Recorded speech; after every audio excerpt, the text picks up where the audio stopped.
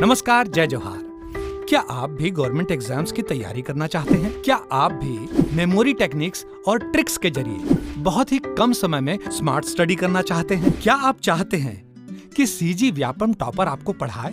तो डाउनलोड करिए Yogendra Sahu classes app. यहाँ 10 से अधिक गवर्नमेंट एग्जाम्स क्रैक करने वाले और सीजी व्यापम टॉप करने वाले योगेंद्र सर CGPSC और सीजी व्यापम के अंतर्गत होने वाले सभी एग्जाम्स की तैयारी कराएं। तो डाउनलोड करिए Yogendra Sahu classes app to be the best, learn from the best.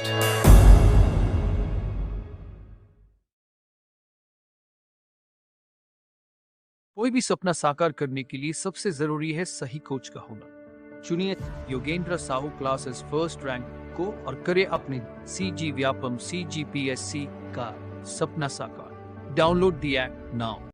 नमस्कार दोस्तों, स्वागत है आपका योगेंद्र साहू ऑनलाइन क्लासेस में। पिछली क्लास में हमने छत्तीसगढ़ में कलचुरी वंश के गण व्यवस्था के बारे में देखा था। अब उसी के आगे जो उनकी आर्थिक दशा क्या थी उसको देखते हैं। तो कलचुरी काल में आर्थिक दशा, तो कलचुरी काल में अधिकांश लोगों का आर्थिक जीवन कृषि एवं पशुपालन पर आधारित था। आर्थिक जीवन किस पे आधारित था? तो कृषि एवं पशुपालन पर आधारित होता था। ठीक है, कृषि एवं पशुपालन पर आधारित होता था। भूमि माप, तो भूमि की माप हलों की संख्या के द्वारा की जाती थी। भूमि की माप हलों की संख्या के द्वारा की जाती थी, हमने पढ़ा है। एक बैल द्वारा जोती जाने वाली भूमि एक हल कहलाता था। एक बैल जितनी भूमि को जोत सकता था उसको एक हल कहा जाता था, और इसी हलों की माप के आधार पर भूमि की माप को दर्शाई जाती थी। जहाँ एक हल 5 एकड़ जमीन होता था, एक हल कितना होता था? 5 एकड़ जमीन। तो ये बोल सकते 5 एकड़ जमीन को एक बैल आसानी से जोत सकता था। ठीक है, और ये बैल द्वारा जोती जाने वाली भूमि एक हल होता था। ठीक, तो वही बताया गया भूमि माप। भूमि की माप हलों की संख्या के द्वारा दर्शाई जाती थी। एक बैल द्वारा जोती जाने वाली भूमि एक हल कहलाती थी, और इस एक हल के अंतर्गत 5 एकड़ जमीन होता था। 5 एकड़, तो अगर किसी किसान के पास एक हल जमीन है मतलब उसके पास उस समय 5 एकड़ जमीन होता था। ठीक, तौल का मापन कैसे किया जाता था? तौल का मापन, तो 5 सेर को एक पसेरी कहा जाता था। 5 सेर को एक पसेरी कहा जाता था। 5 सेर को एक पसेरी कहा जाता था। एक याद रखना, एक पसर बोलते हैं ना, एक पसर, तो 5 सेर को एक पसेरी बोला जाता था। ठीक, फिर उसी प्रकार 8 पसेरी का एक मन होता था। 8 पसेरी का एक मन होता था। ठीक, ये था तौल का माप। 5 सेर से एक पसेरी, 8 पसेरी से एक मन, 8 पसेरी से एक मन। ठीक है, फिर सिक्कों का मान देखेंगे तो 4 कौड़ी का एक गंडा होता था। 4 कौड़ी का एक गंडा होता था। 5 गंडा का एक कोरी होता था। 5 गंडा का एक कोरी होता था। 20 कोरी का एक दोगानी होता था। 20 कोरी का एक दोगानी होता था। 16 दोगानी का 1 रुपया होता था। 16 दोगानी का 1 रुपया। तो क्या क्या था? 4 कौड़ी का एक गंडा, 5 गंडा का एक कोरी, 20 कोरी का एक दोगानी और 16 दोगानी का 1 रुपया। तो देखेंगे 4 का एक गंडा, 5 गंडा, 1 कोरी बढ़ते जा रहा है, फिर 20 कोरी हो गया तो 1 दोगानी, और 16 दोगानी हो गया तो 1 रुपया। ठीक, इस तरीके से ये बढ़ता था सिक्कों का मान। फिर कर व्यवस्था देखेंगे, तो कर व्यवस्था में आप देखेंगे तो भूमि कर, बाग बगीचा कर, चारागाह कर, वन कर, आयात निर्यात कर, नाव कर, पशुओं के लिए चारा मतलब चारा जो उसको चराते थे उस पर कर, नमक कर, खान कर और नदी घाटी कर, ये सारी कर व्यवस्था लागू थी। किस समय? कलचुरी कालीन समय में। कलचुरी कालीन समय में ये सारी कर व्यवस्था लागू था, ये आपको याद रखना है। ठीक है, तो क्या क्या बताया मैंने, क्या क्या लागू था? तो आप देखेंगे भूमि कर, बाग बगीचा कर, चारागाह कर, वन कर, आयात निर्यात कर, नाव पर लगने वाला कर, और पशुओं की बिक्री खरीद पर, उनके चारा पर लगने वाला कर, नमक कर, खान कर, ये सब कर लगता था। ठीक, फिर घोड़े के बिक्री के पर 2 पौर एवं हाथी की बिक्री पर 4 पौर लगता था। घोड़े की बिक्री पर 2 पौर और हाथी की बिक्री पर 4 पौर लगता था। तो एक क्लास में हमने देखा था ना, राजस्व व्यवस्था में जो बाजार मंडपों पर जो लिया जाता था ना, क्या बोलते थे, परमिट लेने के लिए जो पैसा देते थे कितना था? 2 युगा दिया जाता था। 2 युगा बराबर 1 पौर। तो घोड़े की बिक्री पर 2 पौर और हाथी की बिक्री पर 4 पौर लगता था। तो पौर से आशय क्या होता था? चांदी के सिक्के से। तो 2 युगा के बराबर 1 पौर होता था। 2 युगा वही है घोड़े की बिक्री पर 2 पौर। तो 2 युगा बराबर 1 पौर, जबकि 2 युगा बराबर 1 पौर होता था, वही है। और 1 पौर से आशय क्या था? चांदी के सिक्के से। पौर मतलब चांदी के सिक्के से। ठीक है, तो 2 युगा बराबर 1 पौर होता था, ये आपको याद रखना है। तो ये था आपका कुछ कर व्यवस्था। तो इसको नॉर्मल आप याद रखना। हल से भूमि जोतने के लिए क्या लगता है? हल, तो मापों को हल से मापते थे। एक बैल द्वारा जोती जाने वाली भूमि एक हल कहलाती थी, और एक हल के अंतर्गत 5 एकड़ जमीन आता था। ठीक, तौल में 5 सेर था, सेर का सेरी हो जाता था पसेरी, और 8 पसेरी का एक मन।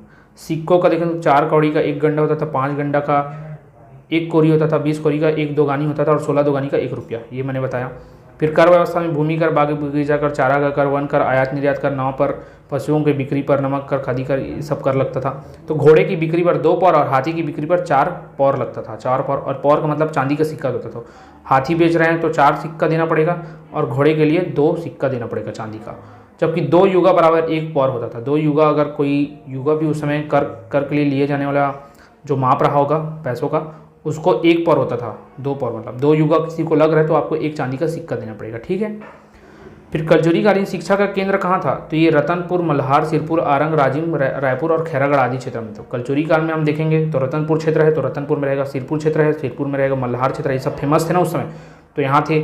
आरंग क्षेत्र भी फेमस था, राजिम, रायपुर, खैरागढ़, तो उस समय के जितने भी फेमस स्थान हैं वहाँ सब शिक्षा का केंद्र था। रतनपुर, रायपुर, सिरपुर, मल्हार, आरंग, राजिम, खैरागढ़, ठीक। केवल खैरागढ़ का नाम यहाँ पर ऑड आ रहा है, बाकी सबका हमने पढ़ा हुआ है। फिर कलचुरीकालीन विशेष तथ्य देख लेते हैं। तो ब्राह्मण शत्रुओं से रक्षा हेतु राज्य में दुर्गों का निर्माण किया गया था। बाह्य शत्रुओं से रक्षा हेतु, बाह्य शत्रुओं से जो रक्षा करते थे उसके लिए दुर्ग का निर्माण किया गया था। कहाँ कहाँ था? तो तुम्बाड़ में किया गया था, रतनपुर में किया था, जाजलपुर में, मल्लाल और पत्तन आदि क्षेत्रों में किया गया था, ठीक। तो जहाँ जहाँ नगर बनते गए, जैसे तुम्बाड़ राजधानी था यहाँ, तो रतनपुर राजधानी था, रतनपुर नया नगर बना था तो वहाँ किला था, जाजलपुर नया बना था तो वहाँ था, और मल्लाल और पत्तन इन सभी क्षेत्रों में दुर्गों का निर्माण था, ठीक। कलचुरीकालीन समाज में प्रशासन संबंधी महत्वपूर्ण फैसले रानियाँ ले सकती थी। अब ये रानियों को महत्वपूर्ण अधिकार प्राप्त था कि वो ना उस समय महत्वपूर्ण फैसले ले सकते थे। इसीलिए तो देखेंगे आप कि जब मराठाओं का आक्रमण होता है तो संधि जो रघुनाथ सिंह की जो वाइफ थी उन्होंने ही संधि के लिए सफ़ेद झंडा दिखाया था, ठीक। वहाँ से रिलेट हो जाएगा कि ये प्रशासन संबंधी फैसले लेने के लिए आगे थे। फिर रतनपुर के महाराजा मंदिर के आसपास अनेक सती स्मारक है। रतनपुर के महाराजा मंदिर के आसपास कितने हैं? अनेक सती स्मारक हैं, जो इस काल में सती प्रथा के प्रचलन का प्रमाण देता है। ये भी आपको याद रखना है कि कलचुरी काल में सती प्रथा चलता था। फिर कलचुरी काल में सूर्य ग्रहण, चंद्र ग्रहण, मकर संक्रांति, अक्षय तृतीया आदि दिवस दान देने के लिए उपयुक्त माने जाते थे। तो अभी भी माना जाता है ना, मकर संक्रांति के दिन, अक्षय तृतीया के दिन भी जल पर्व माना जाता है तो उस दिन भी जल दान दिया जाता है, या वृक्ष पर्व माना जाता है तो वृक्ष दान दिया जाता है। मकर संक्रांति के दिन तो बहुत ही फेमस है कि उस दिन दान देना चाहिए, तीली का दान देना चाहिए, इस प्रकार से। तो उसी प्रकार से सूर्य ग्रहण, चंद्र ग्रहण, मकर संक्रांति, अक्षय तृतीया, इन सभी दिन दान देने के लिए उपयुक्त माने जाते थे कलचुरी काल में। तो ये अभी से रिलेटिव है तो आप कर सकते हैं आसानी से। ग्राम पंचायत में देखेंगे तो वाद विवाद का निर्णय करता था तथा फौजदारी मामले होने पर जुर्माने को दशापराध दंड कहते थे। दशापराध दंड कहते थे, मतलब जब वाद विवाद का निर्णय भी कौन कर लेगा? ग्राम पंचायत कर लेगा। लेकिन फौजदारी मामले आएंगे, मतलब मार पिटाई वाला, तो उसमें जो जुर्माना लगता था उसे दशापराध दंड कहते थे। क्या? दशापराध दंड, ये आपको याद रखना है। फिर जुर्माना राजा अथवा दान प्राप्त करने वाले ब्राह्मण के पास जमा होता था। अब जो जुर्माना है तो राजा के पास जमा होगा, या तो फिर जिस ब्राह्मण को दान दिया जाता था उसके पास जमा होता था। पंचायत के निर्णय की राजा के पास अपील की जा सकती थी, जिस प्रकार अभी है जो सत्र न्यायालय हो उसका जिला न्यायालय का आपके हाई कोर्ट में, हाई कोर्ट का आपका सुप्रीम कोर्ट में हम लोग अपील कर सकते हैं सुप्रीम कोर्ट के। फिर जो डिसीजन रहता है उसको कहाँ? राष्ट्रपति तक। तो उसी प्रकार उस समय भी था, पंचायत जो सबसे छोटा इकाई था वहाँ पर जो निर्णय दिया जाता था उसको राजा के पास अपील की जा सकती थी, ठीक है, सिमिलर है। फिर लाखा भाटा, ये इंपॉर्टेंट है। तो कलचुरी काल में विद्यमान जमीन अदला बदली की प्रथा थी। कलचुरी काल में जो विद्यमान जमीन होती थी उसकी अदला बदली की प्रथा थी, जो 1864-65 में जारी रही, 1864-65 तक भी जारी रही थी। तो मराठा काल में भी देखा जाता है इसको, और आपके जो ब्रिटिश काल आते हैं उसमें भी लाखा भाटा प्रथा का प्रचलन देखा जाता है कुछ समय तक, ये 64-65 तक, ठीक। इस प्रथा के तहत भू लगान का निर्धारण गौटिया और किसान के मध्य अंतिम सोपान के रूप में होता था। अब इस प्रथा के तहत भू लगान का निर्धारण गौटिया और किसान के मध्य अंतिम सोपान के रूप में होता था। ये लाखा भाटा मैं थोड़ा सा बता देता हूँ आपको कि जैसे कोई क्षेत्र है गाँव में, कृषि भूमि क्षेत्र, अब सभी कृषि भूमि क्षेत्र तो सर्वाधिक उपयोगी नहीं होंगे, कुछ में तो आपका अकाल भी पड़ सकता है, कहीं उपज कम हो रही, कहीं उपज बहुत ज़्यादा हो रही। तो इन क्षेत्रों पर क्या रहता है कि प्रत्येक वर्ष जो किसान जिस खेत को बो रहा है वो दूसरे किसान के खेत को बोएगा। तो इस प्रकार ना अल्टरनेट जमीन एक दूसरे को मिलते जाता था। मान के चलो इस वर्ष एक किसान को अनउपजाऊ जमीन मिली है और दूसरे को बहुत ही ज़्यादा उपजाऊ मिली है और तीसरे का मीडियम, तो अल्टरनेट चेंज होता था कि इसका इसको ऐसे करके। तो इस प्रकार सभी को ना जमीन अल्टरनेट रोटेट होता था ताकि सभी को उसका फ़ायदा मिल सके। उसी को लाखा भाटा बोला जाता था। और इसी भूमि पर फिर ना कृषि उत्पादकता के आधार पर जो आपका टैक्स है उसका निर्धारण करता था। कौन? गौटिया और किसान, गौटिया और किसान के मध्य, ठीक है। क्योंकि गौटिया देखेगा गांव का जो प्रमुख होता था कि किसानों के खेत में, किसके किसान के खेत में ज़्यादा फसल हुआ है, किसके में कम हुआ, और उसके आधार पर फिर भू लगान निर्धारित करता था। तो ये था आपका लाखा बाटा परियोजना। कब तक चला ये इंपॉर्टेंट है, 1864-65 तक चलता है, ये आपको ध्यान देना है, ठीक है।